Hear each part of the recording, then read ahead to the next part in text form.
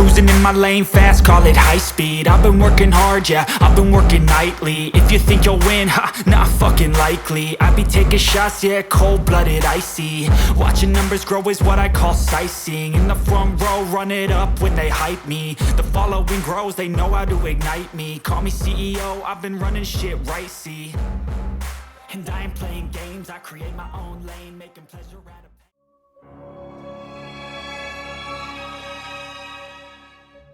G'day and welcome back to the channel Ginger Ninja's Movie Reviews. I'm the Ginger Ninja and these are my movie reviews. If you're new to my channel, thank you very much for tuning in, stopping by and checking it out. It is truly appreciated, and if you could, please do hit that thumbs up button and of course subscribe to the channel. Now, you're probably wondering what it is I'm reviewing. Well, this is my Franchise Friday series. So every Friday I'm looking at a film in a particular franchise, and we are currently going through the Hellraiser series. And as a good friend of mine would say, we are entering dark territory. We are looking at Hellraiser Hellseeker from 2000.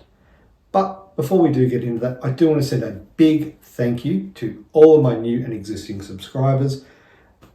Look, I say it every week and I mean it. Truly, thank you. Let's get into this one, shall we? Because, yeah, there's a lot to go through in this one. As I said, Hellraiser Hellseeker, it came out in 2000. It was directed by Rick Botter. You'll get to know his name in the subsequent films as well. So, yeah. Anyway, the film stars Dean Winters, Ashley Laurence, and of course, Doug Bradley. There are other actors in there, of course, but these are the three which is kind of the focus, particularly Dean Winters. Now the plot, and this is direct from IMDb. After a car crash, a shady stockbroker suffers from amnesia. This leaves him in a hazy limbo of sex and murder. But, as in a predestined journey, he unmistakably takes the bait and follows the marked out clues all the way to Pinhead. I don't know. Yeah, look, the first part of that, yeah, sounds good. Yeah, a shady stockbroker, hazy limbo of sex and murder. That sounds intriguing, right? Yeah. Anyway, look, I will be discussing this in detail, so there will be spoilers ahead. If you have not seen this one, you've been warned. Plus, it came out 24 years ago. You've had time. Anyway, look, one of the things that drew me to this one was the return of the original Hellraiser survivor. But it's not really a return, is it? It was good to see it, don't get me wrong, but her return to this franchise was nothing more than an extended cameo. Yeah, it was really unfortunate to see because she is the original Hellraiser survivor. So yeah, now bear in mind with this film, this is another one that was originally a non-Hellraiser script. And it was, edited and rejigged to save money on doing a completely new Hellraiser film. And they kind of just inserted the lamentconfiguration, Kirsty Cotton, and the Cenobites in there and tacked on the Hellraiser name. And I can see why this would upset purists of the Hellraiser films. Like, I honestly can. But does it make it a bad movie? The easy answer is no. It doesn't make it a bad movie, but it doesn't necessarily make it a good one either. Anyway, let's take a look and find out.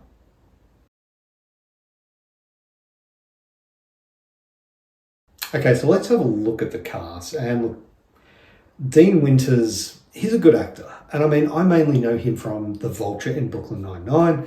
Of course, he's been in other things as well. And he delivers a solid performance as Trevor, a man caught in a whirlwind of confusion and terror. He effectively conveys the frustration and horror of someone who can't trust his own mind or his surroundings. You see these women that he is having affairs with coming onto him, and he's got no recollection of it. Like, the confusion that he shows there, it's warranted. It's just not enough. to keep me invested in this character. Ashley Laurence's return as Kirsty is a nostalgic treat, but her screen time is so limited, it doesn't really feel like a true return. Doug Bradley is, as always, chilling and charismatic. He did do a lot of his own lines in this. He rewrote a few of his lines, expanded on them, and that was good. But even still, this still feels more like a cameo compared to previous films, and it doesn't feel like the reunion between Pinhead and Kirsty that we deserve. In fact, I have read some of the Hellraiser comics, and the journey of both Pinhead and Kirsty Cotton is way better. It is way better. I recommend, if you haven't and you can, do check out the Hellraiser comics, because honestly, the writing is much better. Speaking of the writing, let's have a look at the directing and writing. Now, on to the directing and the writing, but we're going to have a look at Rick Botter's direction. And look, it focuses more on creating a psychological horror atmosphere, which kind of distinguishes Hellseeker from the more visceral entries in the series, and more in line with Inferno, which, actually didn't mind the way that was done. It was kind of a change of pace. But the narrative structure, which jumps between Trevor's fragmented memories because of his amnesia, the present day horrors, can be quite disorienting. And it can also be intriguing as you're learning more about him and what happened, but it's a disjointed storyline that might be confusing for some viewers. And it kind of makes the pacing slow at times. The film, look, it also fails to capture the dark and eerie atmosphere that is hallmark to the majority of the Hellraiser franchise. With the exclusion of maybe 3, that was more of a... someone actually described it as the MTV Hellraiser, which is so apt and dead on. I can't remember who said that, but hey, you're not wrong. But yeah, this one it doesn't quite go into that neo-noir thriller type of Inferno. Not the dark gothic 2 and 1, and it's not like 3 either. It's its own thing, but it doesn't capture that eeriness to it. And because the tone shifts awkwardly between horror and psychological thriller, it just fails to commit to either. Now onto the special effects, which of course Hellraiser, it's kind of known for. But look, the special effects in Hellseeker are fine, but they lack the impact of the previous Hellraiser films. The cenobite designs are imaginative, but they don't leave a lasting impression. Previous films were good. And even though the actual movies may not have been good, like Inferno, the cenobites were great. Like, look at Angelique in Bloodlines. Look at Torso in Inferno. Even go back and look at things, Camerahead, CD, Barbie in Hellraiser 3, Hellraiser 2, you've got the Doctor. You've got all these ones which really do leave an impression. I'm leaving out Pinhead, of course, but Chatterer, Butterball, they're all ones that do leave an impression. I couldn't even tell you the ones that are in this one. They just don't do anything. They look good, but that's it. And the CGI used in this film, it's not good.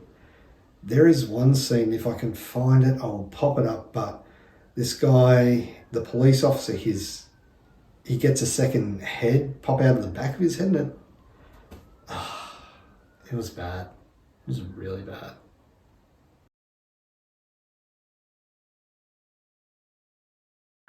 Now onto rewatchability, and unlikely. In all honesty, this installment is indicative of the decline in quality of the Hellraiser series. It lacks any originality, and there's no creative vision either. And that's what made the earlier films memorable.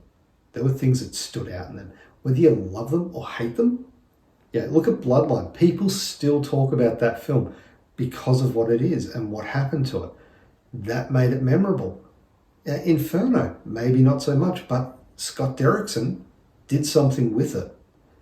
Hellraiser 3, 2, and 1 all stand out on their own accord. This one, would I go back and watch this one? Not by choice.